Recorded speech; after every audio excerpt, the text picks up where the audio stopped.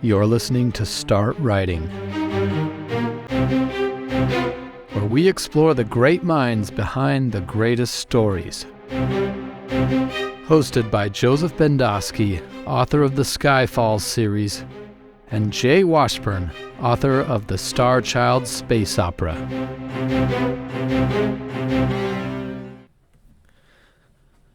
This episode is dedicated to my daughter. It's an interview with Gail Carson Levine. I'm sure you're familiar with her book Ella Enchanted, which was her debut novel, and it was awarded a Newbery Honor. In our interview, she is very vulnerable, and she speaks candidly about first getting published and how close she was to giving up. She also tells a touching story of how one of her books literally changed the life of one of her readers. I know many of you are listening to learn about the writing craft. Well, Gail teaches us about what it's like to be a writer, and she shocked me when she said how many pages she usually cuts from a manuscript. She tells a funny story about why historical research has become a passion of hers. And we also discuss two topics of personal interest to me, Greek mythology and Peter Pan. This was such a fun interview for many reasons, not the least of which is that Gail has a fun personality. I think I've never heard a greater hipster brag, and I usually don't like to spoil things in the intro, but she saw Bob Dylan in concert before he was cool.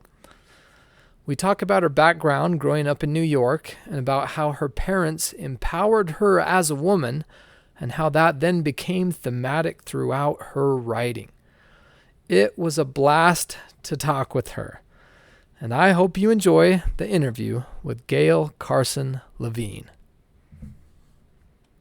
Tell me what your day has been like so far. Oh, it's been lovely. I went with a long walk with a friend. Earlier, I did a little writing. Just now, I did a very little writing. It's very hot here. I don't know where you are. I'm in Utah, near Salt Lake. So it's not raining today. No. Yeah. And where are you in New York? I'm about 60 miles north in a town called Brewster. Cool. Yeah. Dang, that's great.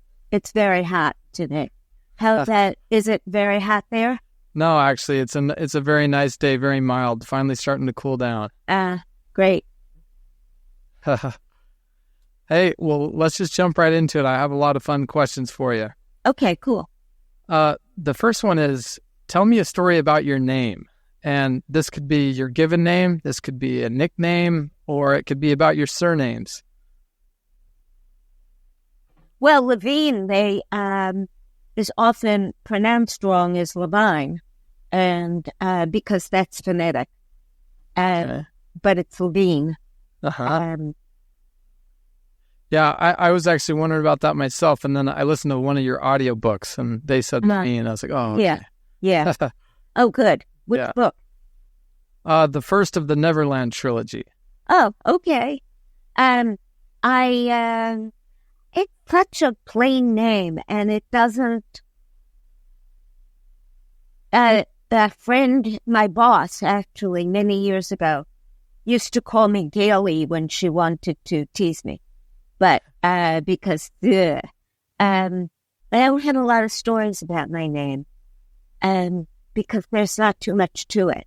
Oh, okay. Well, honestly, that's just fine.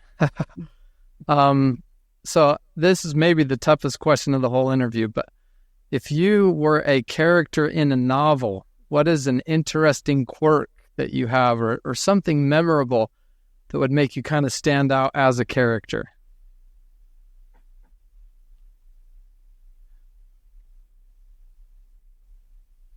It may take the whole hour for me to come up with an answer for you. Well, guess what?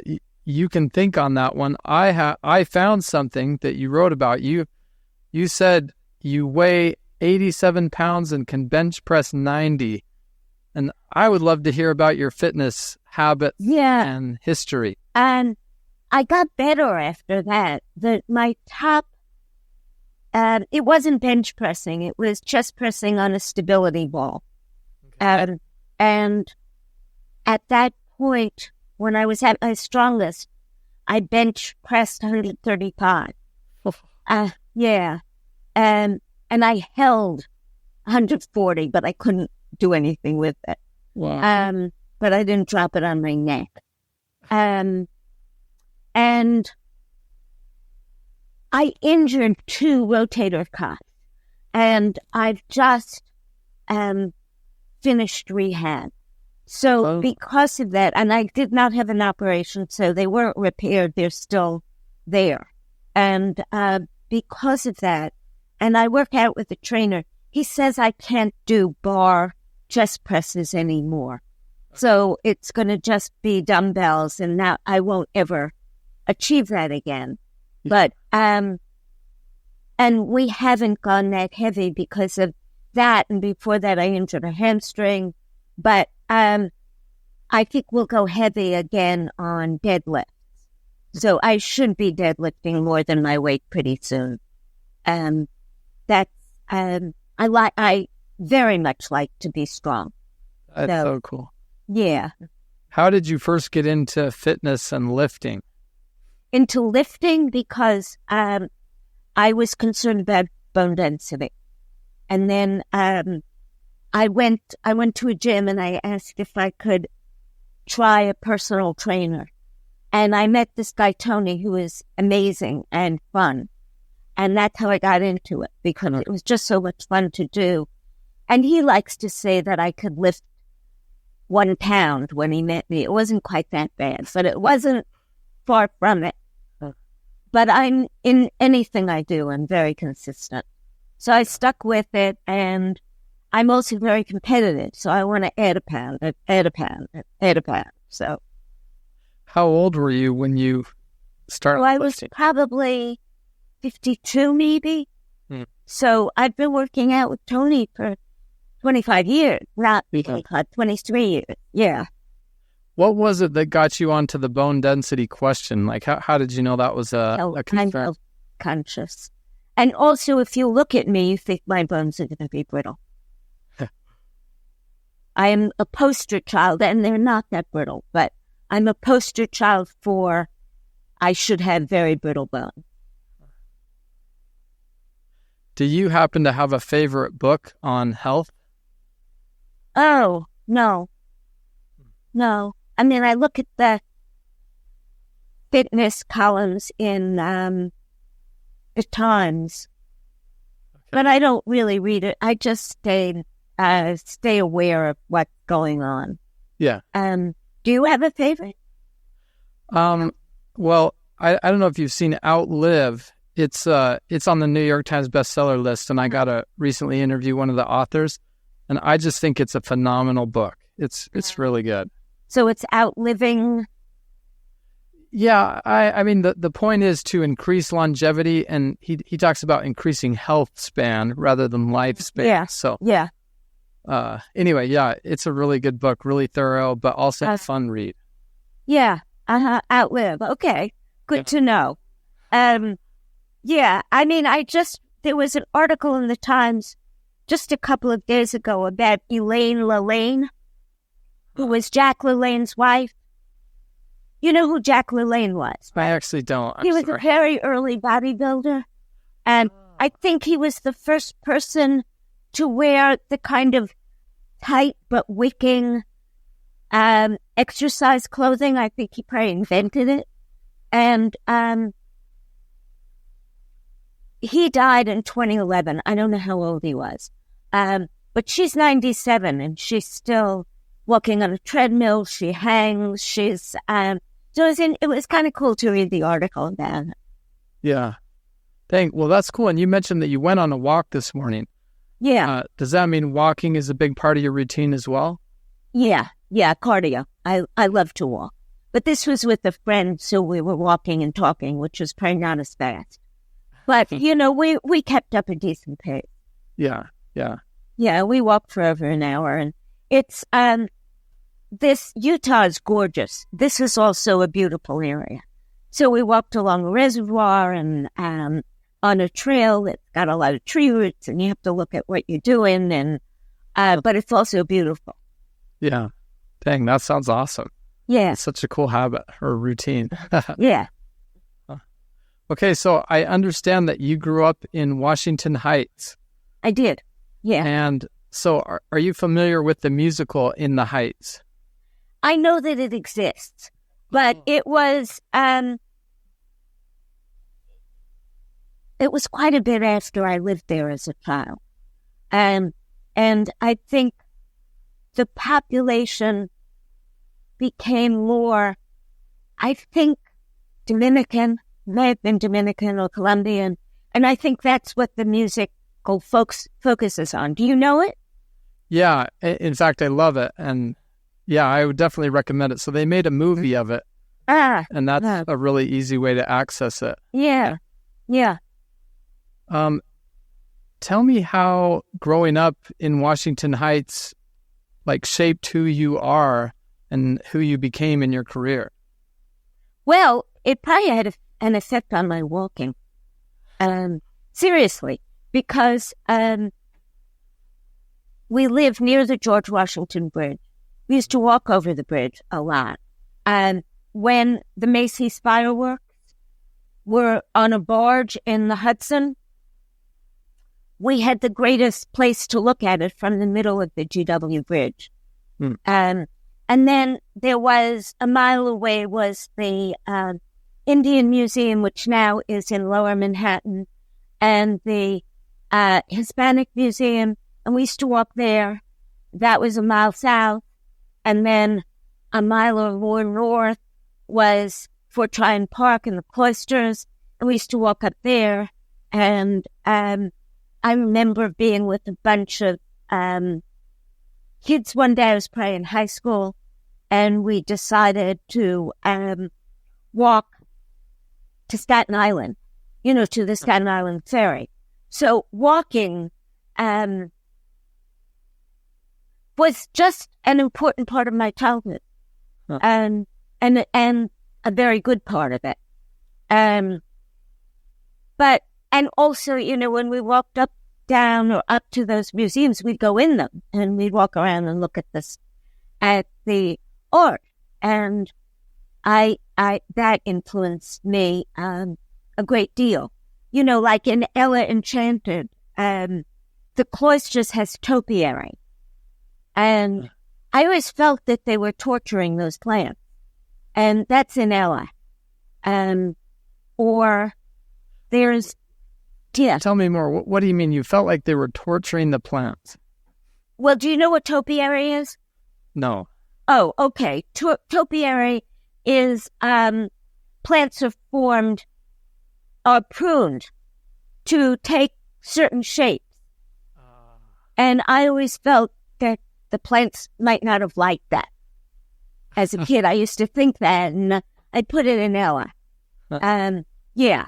So that was, and also, and I can't remember where I put this, but in the cloisters, there's a rosary bead, and it's about the size of a walnut, and it's open, and there's a town inside, and it's just astonishing. And I used to go and just stare at it. And so, I don't know, I did use it quite directly, I think, in my novel, The Wish. But also, I just used to stare at it, at how tiny it was and how perfect. It was an astonishing thing. And then I'd look at the unicorn tapestries and the story of them, and then my mother would take me to museums, and she loved art, and she loved to go to museums. So that was important to me. And I used to walk to the local library, which wasn't far. And I used to borrow books by the barrel.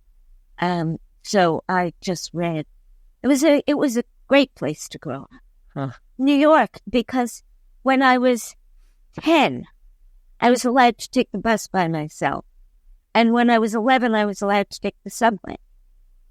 So I used to go ice skating with a friend, and when we were 10, we would take the bus, which was slow. And when we were 11, we used to take the subway.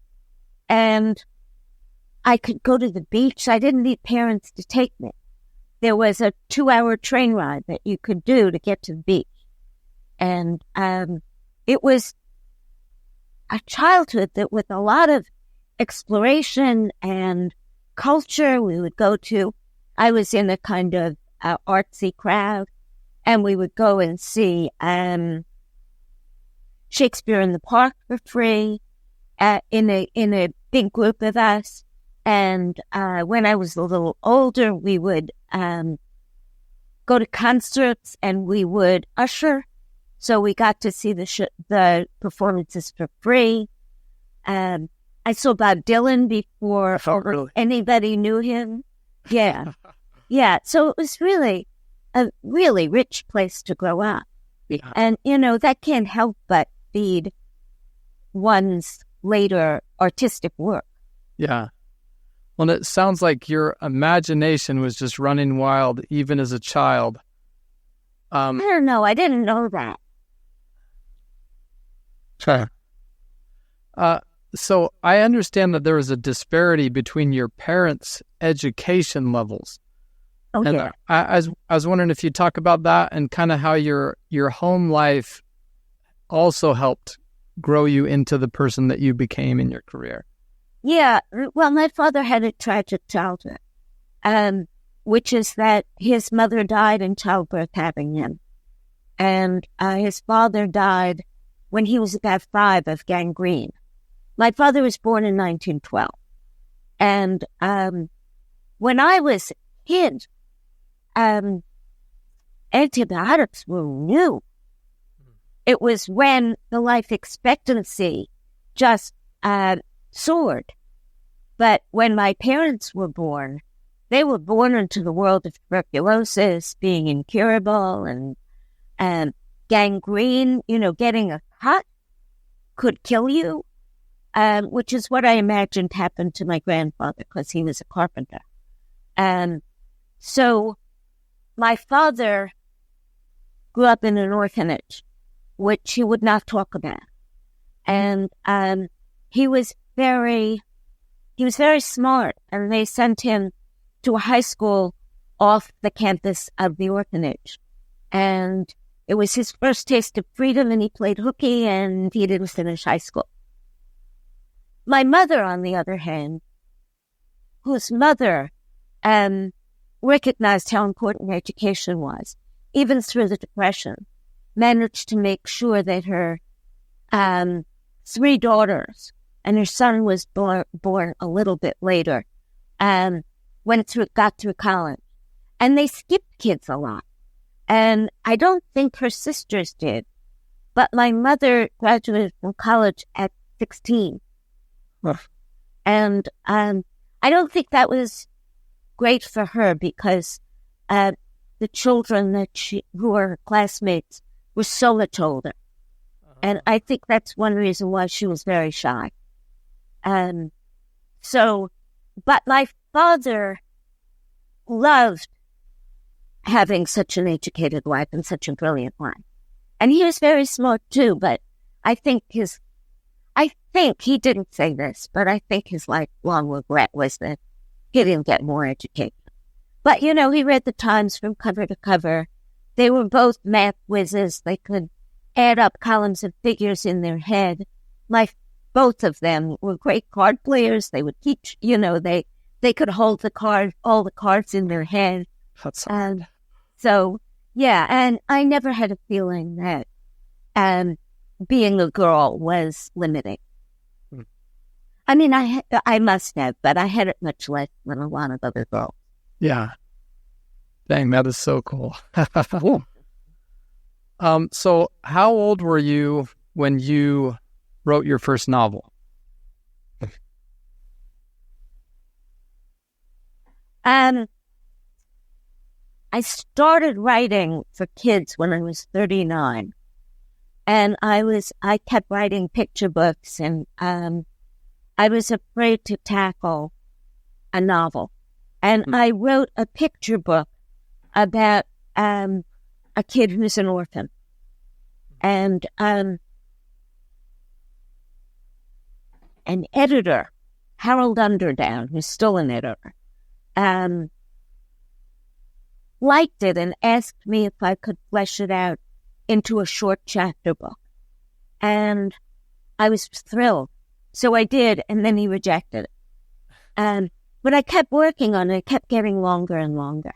So that was the first novel I wrote. And I hesitated to say what year it was or how old I was, because I don't know. I was 39 when I started writing. Let's say that was 5 years later. I was 44, but I'm guessing. Okay. And it took me 9 years to get published, which I'm sure you know. What were you doing before that, and what made you decide to give writing your best shot? Well, I worked for New York State government, mostly having to do with able-bodied welfare recipients and finding jobs for them and finding ways for them to find employment. But I because there were layoffs, I took a hiatus and worked for the New York State Commerce Department. And I did some of their PR writing. And they loved my writing. And I was, a huge reader. And so I happened to be meditating, but I was not really a dedicated meditator. And I asked why I never told myself the story. And that launched me. So I started to tell myself the story. And at that time, I was painting and drawing. So it was an art appreciation book for kids that I did some pencil illustrations for. And I used famous reproductions of famous artwork in the story. And it was about an eagle an eagle is very sick. He's the king of the birds, and his physicians tell him he'll get well only if he sees something beautiful. But he doesn't recognize the beauty in anything he sees until he has an epiphany. But no one would publish it, and it wasn't like kids' books then. But I just got interested. And my most important reading experience was as a kid. So that's where I went. And then I just became fascinated. And I started taking classes and joining critique groups and reading books about writing kids' books and, that. And I withstood all that rejection because I had friends who were being rejected too. And we kind of were all in the same boat. So I stayed with it. If it hadn't happened when it happened, I may have given up because I was getting near, I was starting to feel that it never was going to. But it did just in the nick of time. And that's crazy. And yeah, such a close call. It's just interesting that a career can hinge on a small moment like that or a small amount of time. And yeah, I'm so glad that it's gone how it has. Yeah, me too. Okay, so I would love to dive into your most recent book, Sparrows in the Wind. Uh-huh. And just for our listeners, I know what it's about, and I'll ask you some questions, but just give a pitch to our listeners and help them get excited. I think this is an awesome book, but tell us what's it about and why it makes you excited. Growing up, I loved mythology. It's over a year and I don't have an elevator pitch anymore, if I ever had one.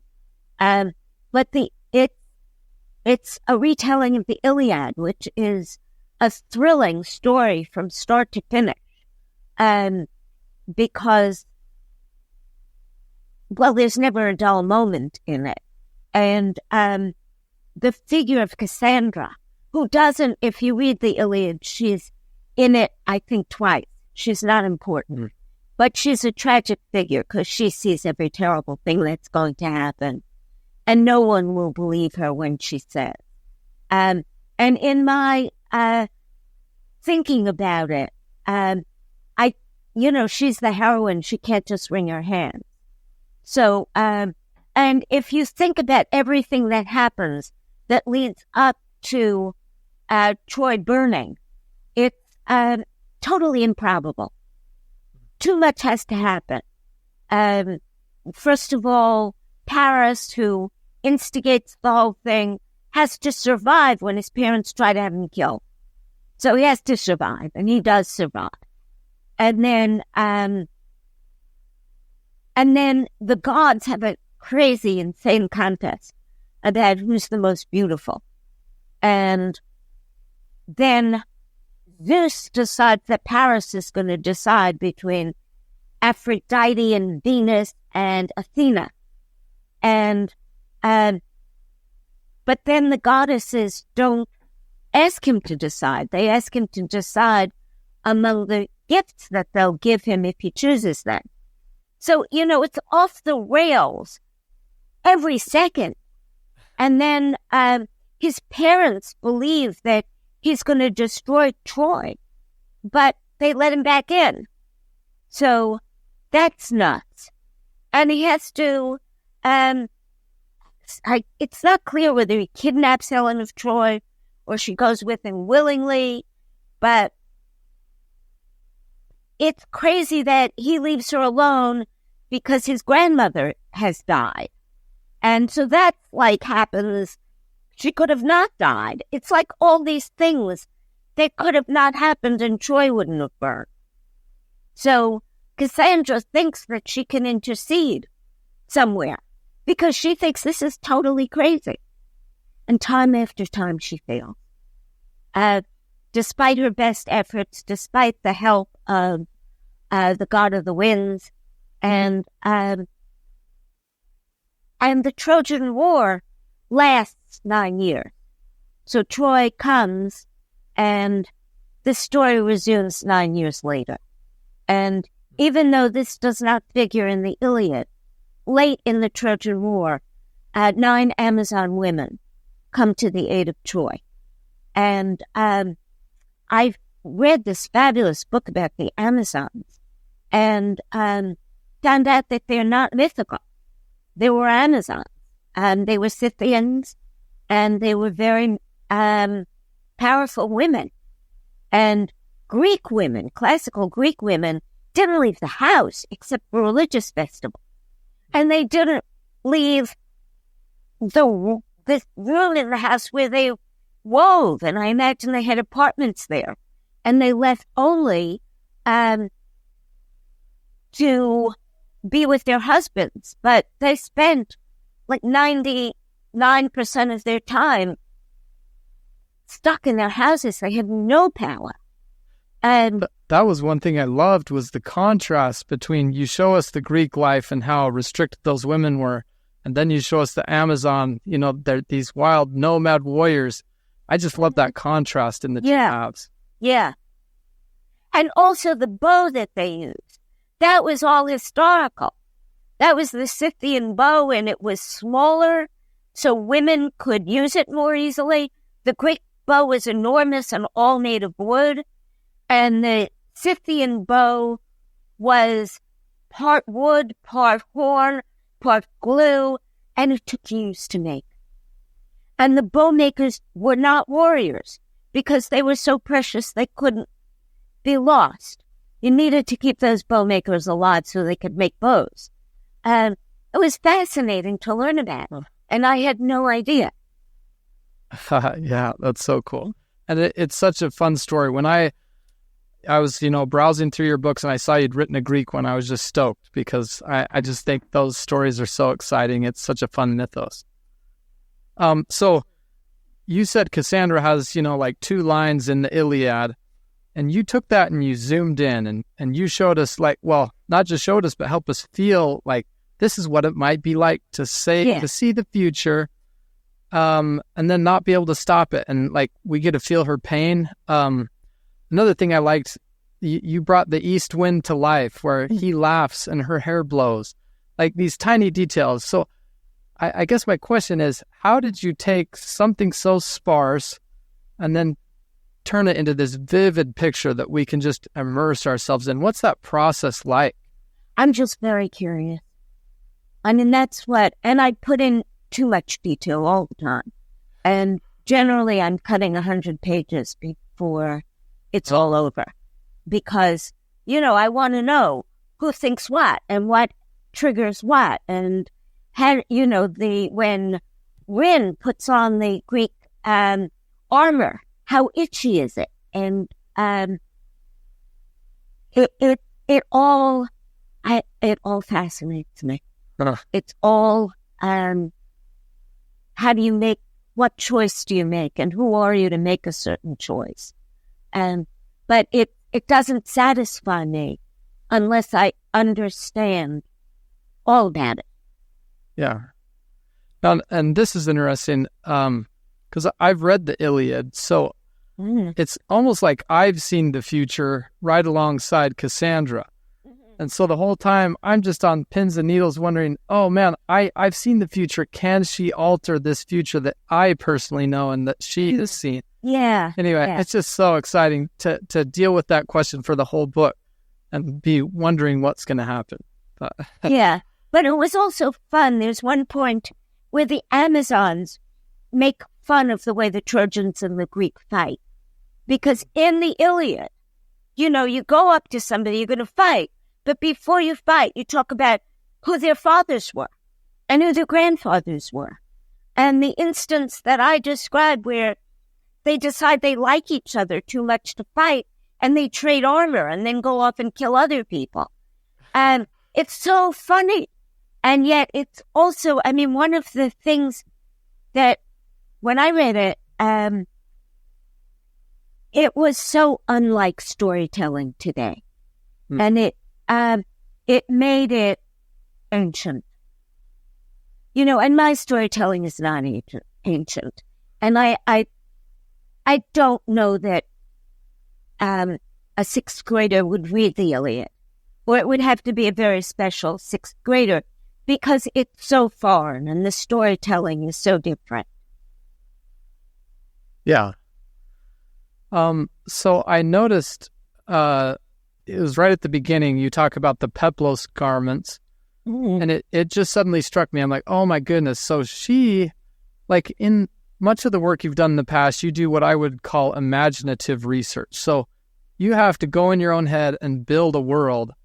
But in this book, and I know you have another historical book, but it's very different. You're doing historical research. You got to go find things rather than make them up. What was it like transitioning to kind of a different sort of project, doing historical rather than more pure fantasy? Well, my fantasy has gotten more research-driven as well. Because I'm such a slow writer, and I think I'm slower because, I'm thinking I could make it up, but what does it look like if I look at how other people have imagined dragons, or, like Ella was so made up. And nobody goes to the bathroom. Nobody has bad teeth. And, in the Middle Ages, and when kids wrote to me and said, I've learned so much about the Middle Ages from Ella, I was like, oh my God, what have I done? So, here is it. I think it's here. No, it's not. Yeah, no. But here's something. I used Castle by Macaulay. And I really got to know what a castle is like in later books. So I've gotten more research-oriented as time has gone by. My first historical novel, Dave at Night, the one that is about the boy in the orphanage, was poor me before the internet. So I was doing all that research. It was footwork, and it was a lot of bookwork. And it was really quite different from what it would be today. but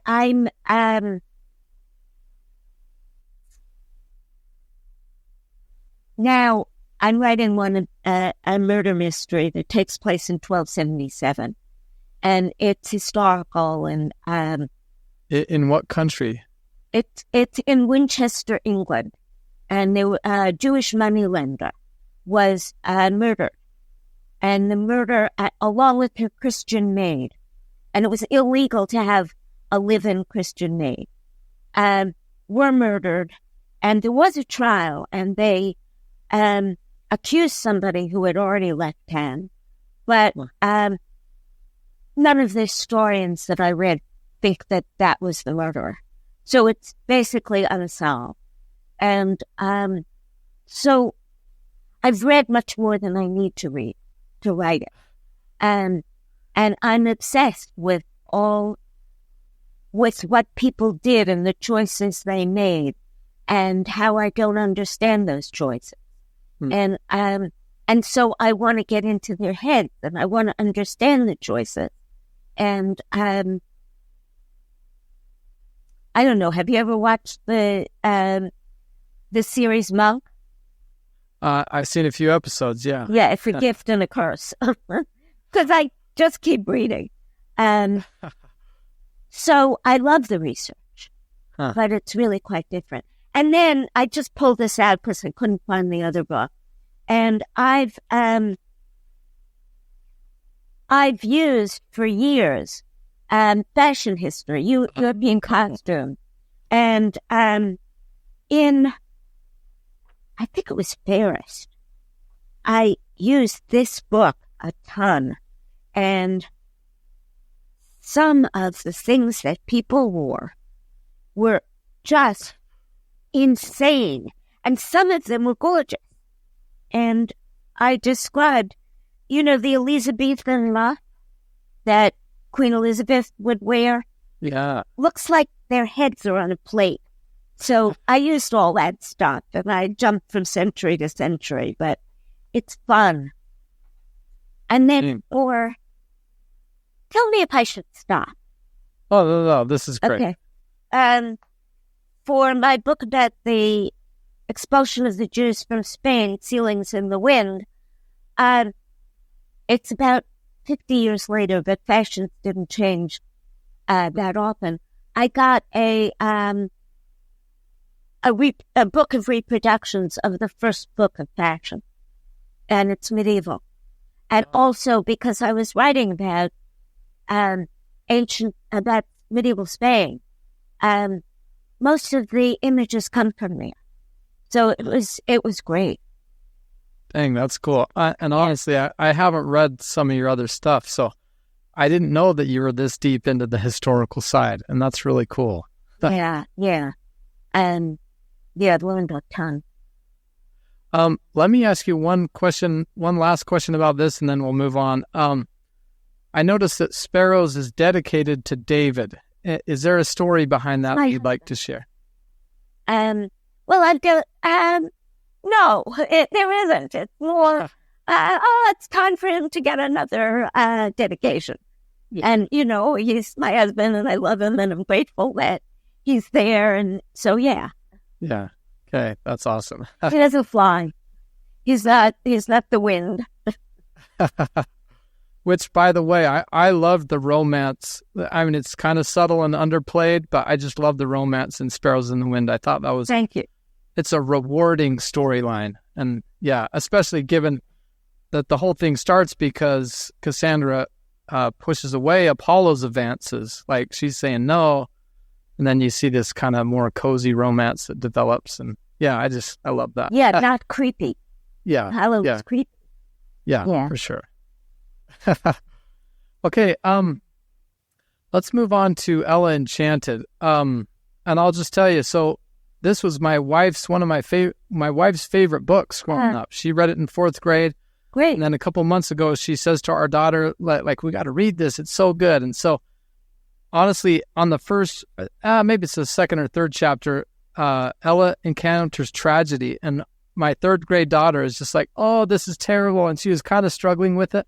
but then she comes through and she just loves it now. Oh, good. Good. Such a fun story. So you received a Newbery Honor for that, and I was actually kind of curious about the mechanics of receiving that award. Like, do they send you a letter? Do they call you? Is there an award ceremony? Do they give you an actual medal? Like, tell us more about what that's like. Yeah, I mean, they call you on the phone, the whole committee. It's a committee of librarians from the American Library Association. And it's something they do out of love because they have to read a zillion books in the year. And they're all happy. They're so happy to be doing it. And I was completely astonished. And they were, "Oh, we thought we'd have to call you on your job." And I said, "No, I'm a full-time writer now." And they cheered. And so it was amazing. And there is an award ceremony. And they're, delighted to see you and meet you and all of that. My ceremony was a little marred for me because of what I was wearing. I was wearing this strap, very it had a strap across here, and it was open in the back, and it was like a halter top, kind of, with a black skirt. It was dressy. But the room where the awards were given was about 50 degrees. It was summer, but it was so cold that I had trouble focusing. So it was like my teeth chattered the whole time. So and I didn't know librarians don't generally show as much flesh as I showed. So they were all prepared, but I wasn't. So that was, but it was Karen Hess who won the award that year, and she gave a wonderful speech and gave credit to everybody who helped her make the book. And I got and there's the medal that goes on the book, but it's the medal that goes on the paper award, which is put in glass. And I guess laminated against wood or something, and that's what I had. And I have it in the other room, and I'm changed my life, so I'm very happy to have it. Let's see. Well, so let's talk more about, you just said it changed your life. How did your career change, and how did your writing change in that kind of pivotal moment? I have no idea if this is good or bad, but David Knight had a male protagonist, and I was encouraged to have female protagonists after that. And they said that's my market, and the eternal truth, which is sadly still true, girls read more than boys. So I don't know that that's true later on in life, but in elementary school, junior high, high school, although I think kids read less than they used to anyway. But so that did, I was directed on a path that I followed. And I stuck with fantasy for a long time and fairy tales. And this is not to suggest that this was anything I didn't want to do. I was really happy doing it. And I wrote it's not entire, I wrote the Princess Tales, and each one of them has kind of divides the spotlight between the boy and the girl. And one of them, Cinderella's in the Long Sleep. Cinderella's has more of a role. So it is a little more boy. But the longer novels have all been led by girls. Oh, that's so cool. So that did change things. My daughter wanted me to ask you, how did you come up with the idea for Ella Enchanted? Well, I read Beauty by Robin McKinley, which I love, which I don't know if third grade would be good, but not because of the content, but I think maybe because of the writing. But fourth or fifth, I loved it. Maybe fifth. I mean, I was an adult, but I was taking a writing class for the first time, a new one. I'd taken others, but I was taking a new one, and I had to write something, and I just read Beauty. And I loved fairy tales as a kid, and I knew them really well. And I thought, well, maybe I could tell a fairy tale, because that's a novelization of Beauty and the Beast. And I thought, well, what's a biggie? And Cinderella is a biggie. So I thought I'd tell Cinderella is a biggie. So I thought I'd tell that. And then when I started to think more about it, I didn't understand why she's so kind to that stepfamily when they're only mean to her. And she seemed saccharine to me. And so I got stuck, and I couldn't go forward until I thought of the curse. So when I thought of the curse, then she's doing it only because she has to. And she's not sweet at all, particularly. So then I was able to write. It took me a long time to write, and I made wrong turns and all that, but that's how I got to it. Cool. What was it like having your book turned into a movie? It was. I'm very happy about it. I wasn't happy about it every step of the way, but I'm really happy about it now, and I was happy about it most of the steps of the way, because, as you know, it's quite different from the book. I think you know. Have you seen the movie? Yeah, I have. Yeah. So, and your daughter may weigh in on what the differences are. Well, for the record, she said she liked the book better. Good. Initially, the book was not good for the movie, because a lot of kids who'd read the book and loved it shunned the movie. But the movie was very good for the book. Miramax toured me, and in a more comprehensive way than Harper ever had. And the publicity was astonishing, and the sales were as well. So both the Newbery and the movie were fabulous for my career.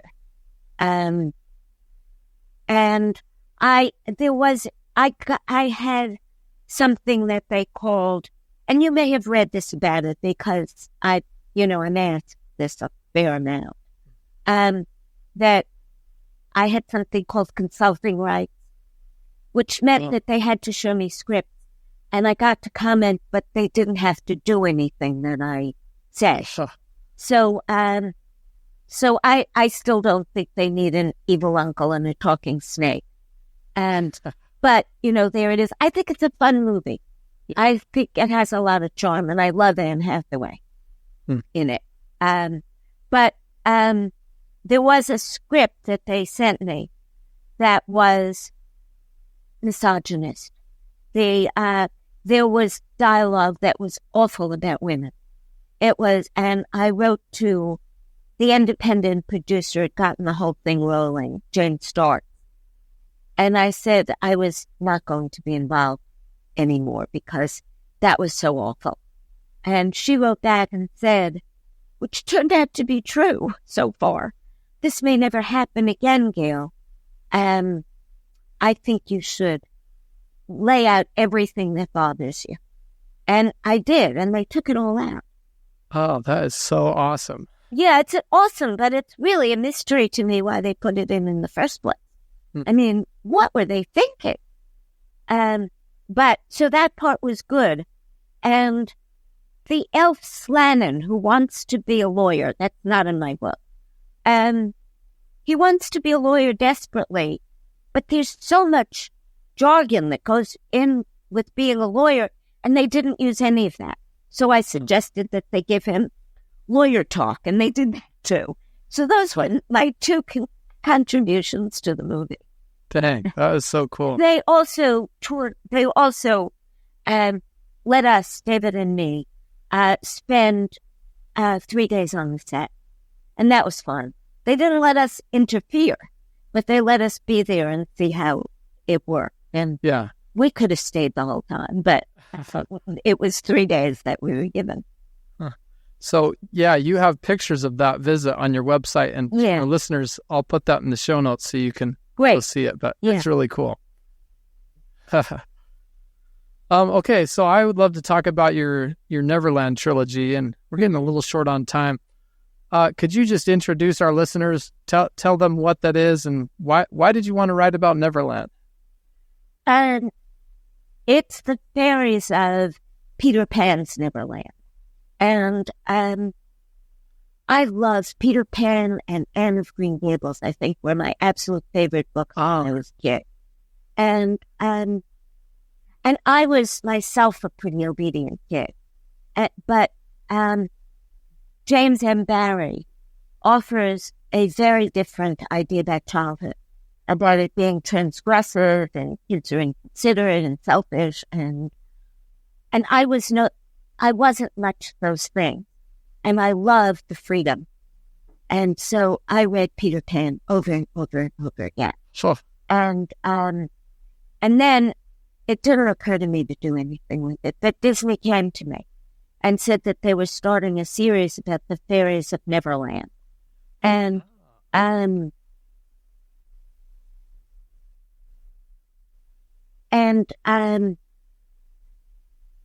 they wanted me to develop the world. And since I love Peter Pan so much, I was excited about it. And I went back to Peter Pan and I read it again. And I looked very, very closely at Barrie's writing. And I appreciated it in a way that I didn't as a kid. Which is that he is a really supple writer, and he can take a sentence from New York to Kansas in this kind of a route and end up exactly where he wants to be. And I couldn't do it. I could not. I wanted to see if I could use some of his some of his writing strategies, because they were amazing. And I couldn't. It was, I didn't have this attitude, because he had a lot of attitude. But I noticed that he wrote, of course. He threw in the phrase, of course, all over the place. So I did that. And then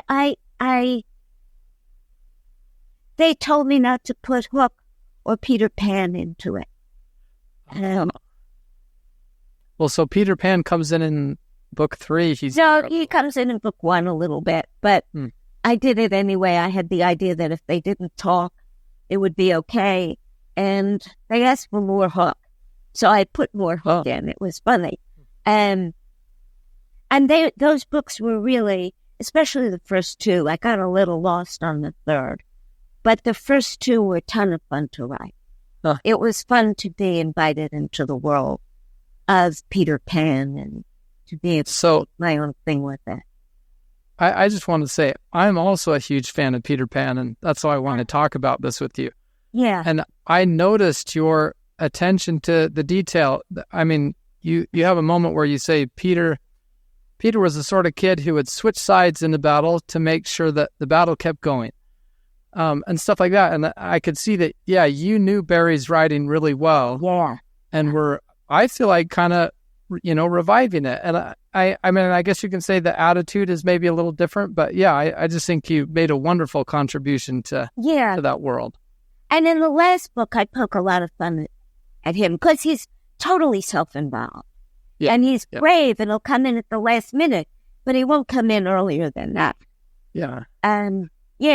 So that was also fun to do. And I did not put in the Redskins because that really becomes very questionable today. Yeah. And so I gave a dragon and those other creatures that don't ever come into it very much. So I am not familiar with Disney's fairy world or what they've done. So had they already started producing something and then they said, oh, so did you invent these characters or is this them or like, what did they give you? No, they gave me a few illustrations from, Bambi,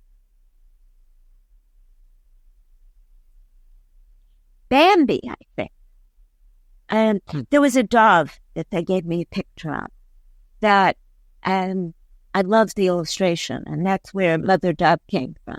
Yeah. But the deal with Disney, even though I don't own the copyright, the deal was that I had editorial control. And, but I mean, there were things that they wanted, like, they wanted, they had opinions about names. So, because they were trying to coordinate with the video department and there were obstacles and all that they wanted names to be similar. So, but some of the names that they wanted, I hated. So like Vidya, they wanted Nvidia, which seemed too on the nose to me for a bad character. So I made it Vidya, which is, not quite as I like it. There. Yeah. And then I thought that they were going to follow it with books that were like mine. And they didn't. They used a lot of the world as a scaffolding. But the other books are for a much younger age group. Huh. So it's not, they sit uneasily together, to my mind. Huh. They, instead of Fairy Haven, it's Pixie Hollow. Instead of fairies, they're pixies. And I'm not crazy about that at all. But yeah, that's kind of a weird change. Yeah, and it's a big change. So, but I had no control over that. It's okay. Because mine is Fairy Haven and fairies. So, I'm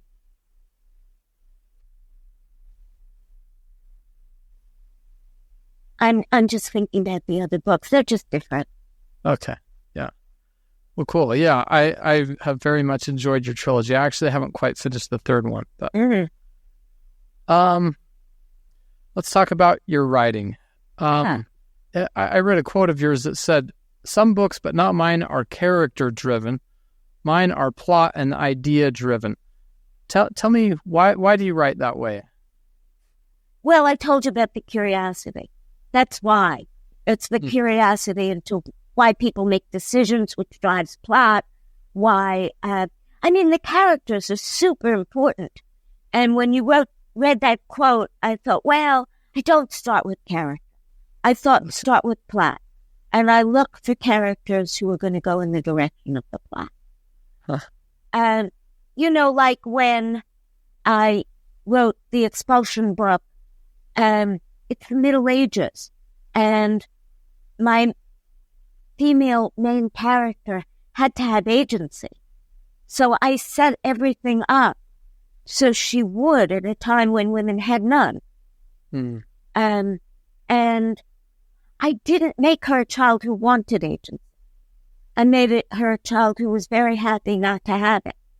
But circumstances force her into it, and she grows into that agency. But it was that plot framework that I did. So, I make her grandfather, who is the patriarch and is very wealthy and very engaged in helping other Jews. And that's the most important thing in the world to him. And he becomes very, very attached to her and keeps her and finds things. She's a brilliant mathematician, and he wants her brain with him all the time. So he takes her with him on his trips across Spain. Sometimes it's just her and him and servants. And then I gave him apoplexy so that he has mini strokes. When she has to, even though she's quite young, she has to take charge. And that's how I gave her agency through this connection. Yeah, that's the way that I think about it. Yeah, I love that. Are you involved in marketing? Do you have marketing efforts? And if so, what do you do? What do you like to do as far as marketing goes? And what do you not like doing as far as marketing goes? Well, I regard talking to you as a little bit on the publicity side. And that's because I listened to your interview with William Deeds. And he said that. And I thought, yeah, right. And I have somebody who does, on just a few hours a week, she does Instagram and Facebook for me. And she comes up with where we should direct the posts. Because if she didn't do it, I wouldn't. Because that's not what I'm interested in doing.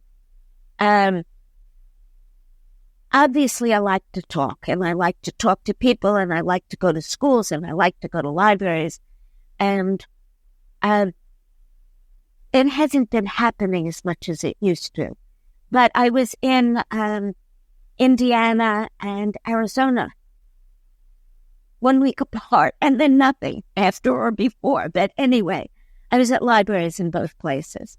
And that's because, my website says, invite me. Yeah. And so I like to be invited. When I do events, we put it on the website and put it on Instagram and Facebook. And I'm glad I'm not publishing independently because that would be more time than I would want to spend on it. Mm. I'm a very slow writer, so it would be impossible. Why do you think you're a slow writer? Well, I told you part of why I'm a slow writer is that the research and me getting very interested in sidelines that may not mean anything. And I don't outline. I haven't figured that out. I outline a little, and I have to know at the end that I'm writing toward it. But I get lost. I wander around. On this mystery, I'm in a critique group that's wonderful, and they're getting a little worried because it's taking me so long to get to. This is a story, and I hope I'm going to be able to figure it out when I revise. But there's a lot of setup. The mystery doesn't become a mystery until the second person is murdered. Because before that, they think it's solved. And when the second person is murdered, these three kids who are the protagonists know that the person who was believed to be the murderer who had skipped town did not commit the murder. And they know who the third victim is going to be. And they have to protect her. But I'm on page 100 and the second murder hasn't happened yet. And so I'm a little alarmed about this. And I'm also not positive about who the murderer is. I'm very sure about what's going to happen in terms of catching the murderer. And I have the final scene in my head and I love it. But getting there is being a very, very tough climb. So that's why I'm so slow. I just have to say, you're telling it to me right now makes me excited. It seems like an exciting story. Yeah, it is an exciting story. Yeah. So you wrote a book about writing. True. And you have Actually. sorry. Yeah. So your first one, the writing magic, has a quote, the writer's oath, and it says, "I promise solemnly to write as often and as much as I can, to respect my writing self and to nurture the writing of others." How'd you come up with this oath? Well, it's for kids, and I thought an oath kind of solemnizes the thing and makes a commitment. So that's how, and then I thought about what, and I thought about how now, the last time I looked at that, I thought, oh, not writing enough. Jeez. Oh, really? Yeah. So that's how I came up with it. Okay. Yeah. So I love that you say to nurture the writing of others. And I think there's two types of criticism, and one is negative and drags people down, and one is positive and helps you write a good next draft. And I guess you mentioned your writing group. Are they the ones who give you that positive criticism and help you write a solid next draft? Well, I'm not. I'm new to this group. Oh. I was operating without a group for a long time.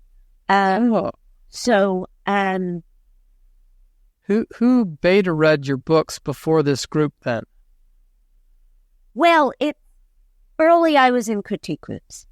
And then I was in critique groups that got much smaller, and it was just one person, my great friend, Joan Abelard. And then Joan got a brain tumor and got a brain injury, and she's alive, but she can't be my critique buddy anymore. And I did not join another critique group after that until now. And that's quite a while. So my beta reader has been my editor, and she's fabulous. But I like being in a critique group.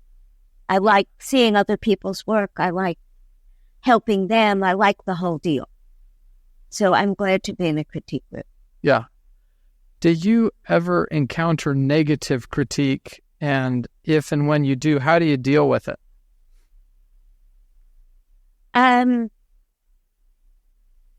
Well, if you've read, I don't know if you read the Mr. Pashkin story about me. Mr. Pashkin was my creative writing teacher in high school. And I didn't start writing till I was 39 because of Mr. Pashkin. Yeah, because he wrote on top of one of my stories, "You know your problem, you're pedestrian." And if you know what pedestrian means other than somebody who walks, he was saying I'm boring. And he didn't just say my story was boring. He said I was. And I believed him, which, I never questioned it. And I never thought that a boring person could write an interesting story. And it wasn't until I was in the Commerce Department and they liked my writing that changed that. So I also I have a bad habit of reading Goodread reviews. And they're often not really thought out. They're often just damaging. And I think I read them because I want to know if people are thinking about me. I think that's it. And I just kind of, I feel bad for 2 minutes and then I go on to the next thing. Oh, really? Yeah. But if somebody, I think I'm armored enough or skilled enough or something to suss out when somebody is, sugarcoating something that's mean, where you might not know to get it right away, but you find yourself feeling bad. Yeah. I think that has not happened to me in forever. I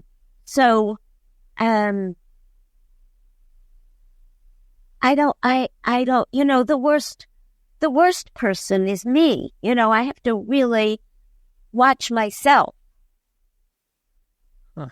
And I don't know, do you write? Are you into writing? Yep, absolutely. Because have you read Writing on Both Sides of the Brain? No. That's a fabulous book about that negative voice and where it comes from and how to recognize it and how to arm oneself against it. And I went to that a great deal when I was getting started. Huh. Well, I will look that up because, I think criticism is fundamental, and I just feel like you need feedback to be a good writer. But at least with the internet and these non-face-to-face conversations, can be brutal. And I think it's cool that you described yourself as having enough armor. I think that's awesome. Yeah. Okay, so one of your fans, Amanda, wrote to me, "It's one thing to get awards and have bestsellers, but books become so personal to the people who read them and who write them. So what's an unexpected way that the writing of your books has affected your own life, and what's an unexpected way that your books have affected the life of a reader?" Well, affected my own life. There are so many ways. I mean, in terms of writing, I'm having a lot of trouble with this book, but I've had a lot of trouble with other books.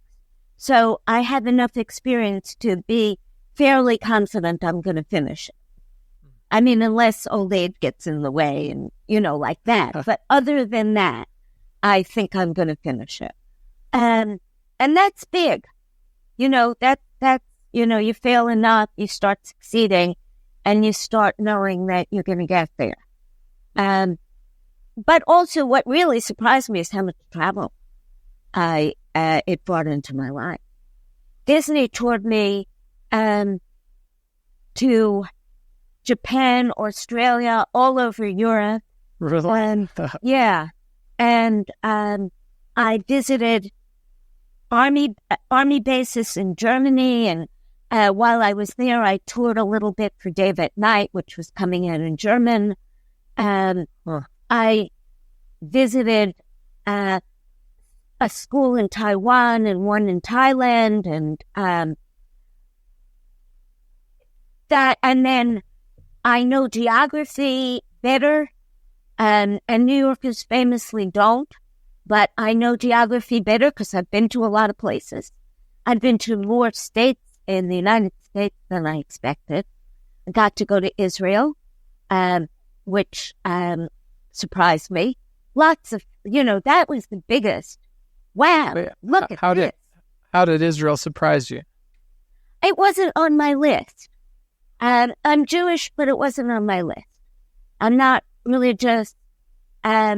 So this organization called PJ Library, which is like a book club for Jewish books.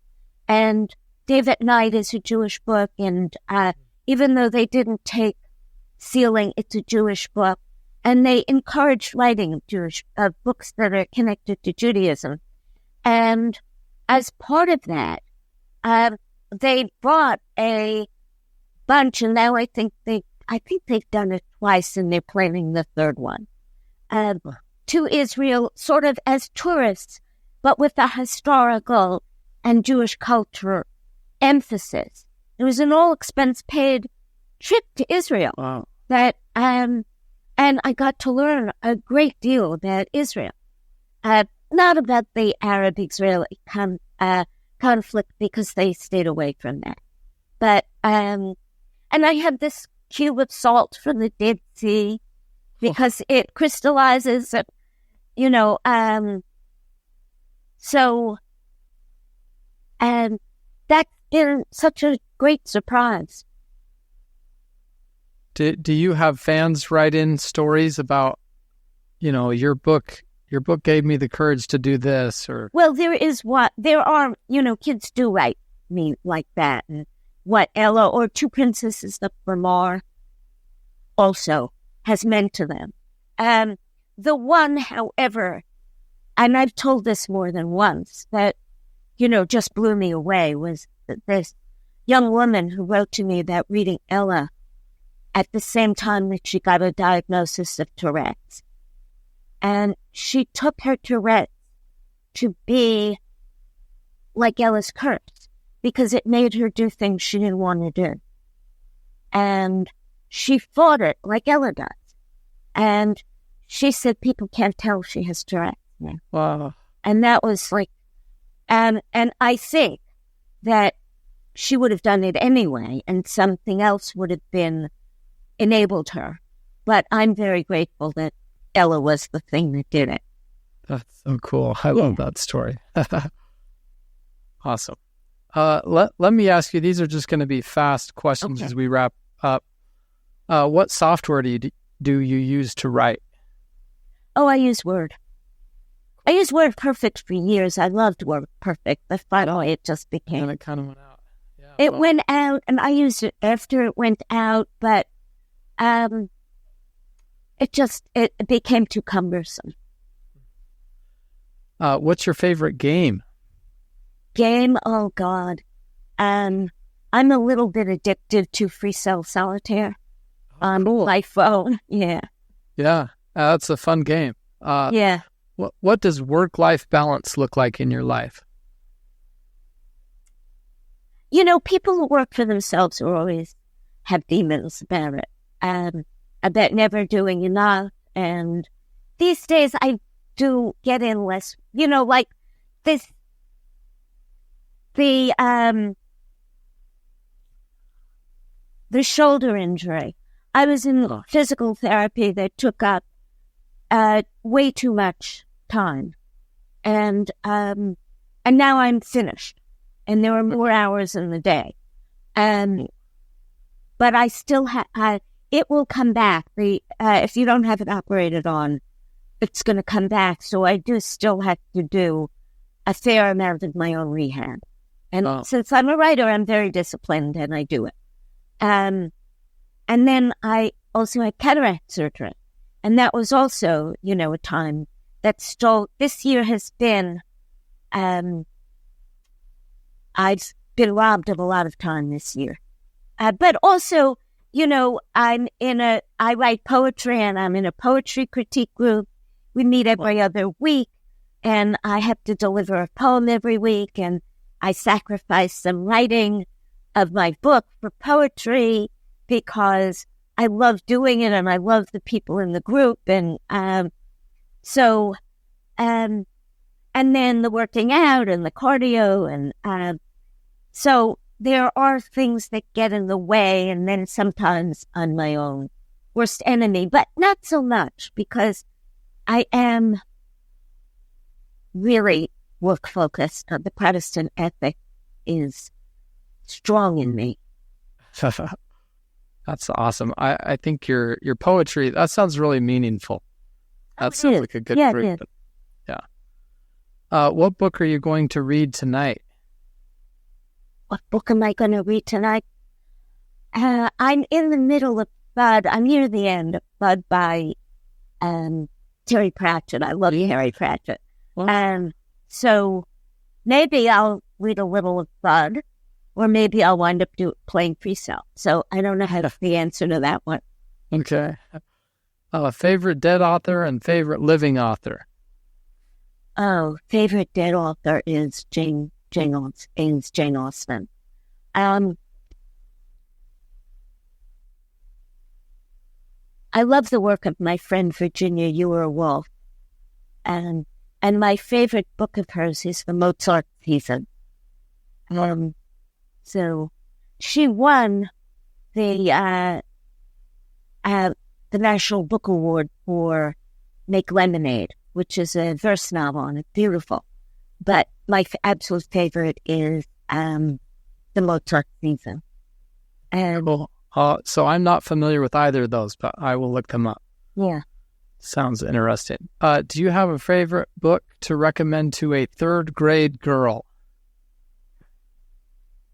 Somebody was talking about Karen Cushman, last night at the critique group. And I think she won the Newbery Honor for the Midwife's Apprentice. And I think she would be great for third grade. Also, and I think The Moor Child by Eloise, The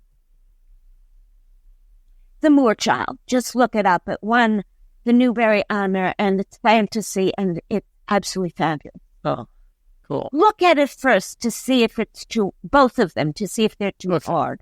But they probably won't be. Okay. And then this is the final question. Let me read one more. Peter Pan, if she hasn't read it. Actually, she hasn't, and it's one I would love to read. Yeah. So, yeah. Good. I'm glad you said that. What is the one book that has had the greatest impact on your life? Oh, Pride and Prejudice, for sure. Oh. Yeah, I mean, the sense of humor has helped shape me. Yeah. Because I read it as a kid. Yeah. Yeah. That's great.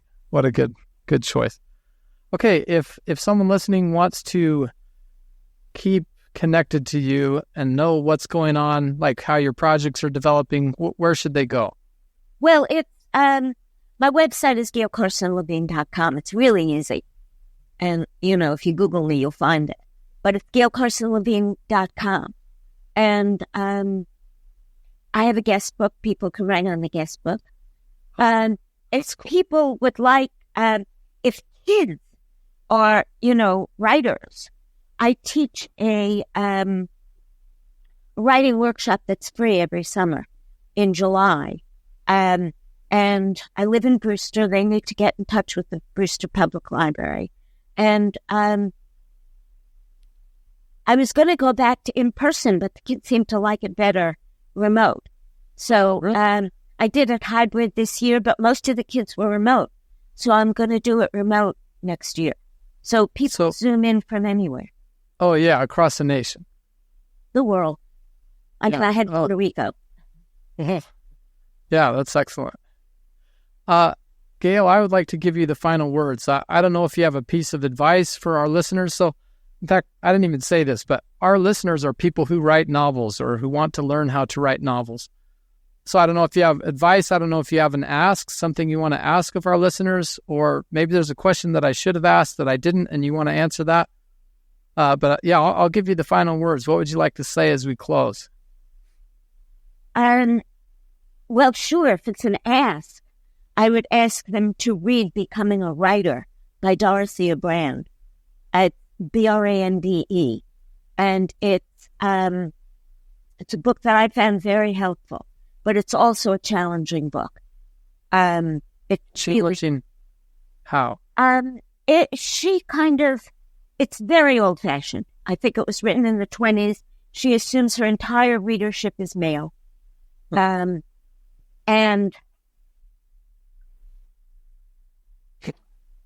it talks about how hard it is to be a writer.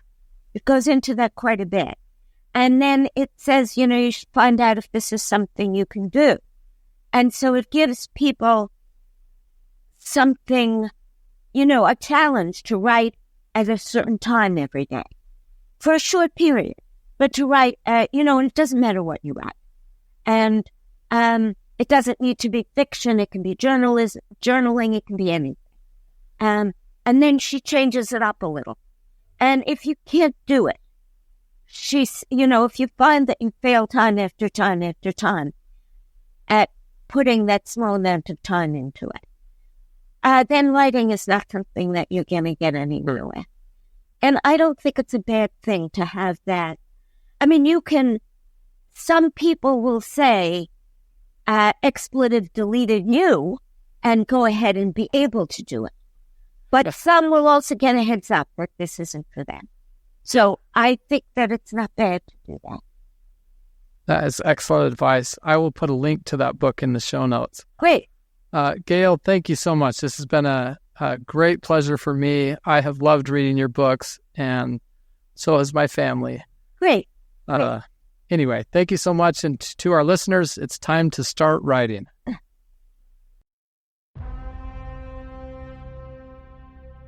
Tyranny rules the galaxy. Tiberos has crushed every hint of rebellion. Like the grip of his cybernetic hand, he maintains a relentless hold on the populace. The power he hates most is the psionic magic of the song. A force so strong it flows out as light from the eyes. People with such powers are called radiances. and Tiberos's witch hunters kidnap any that surface.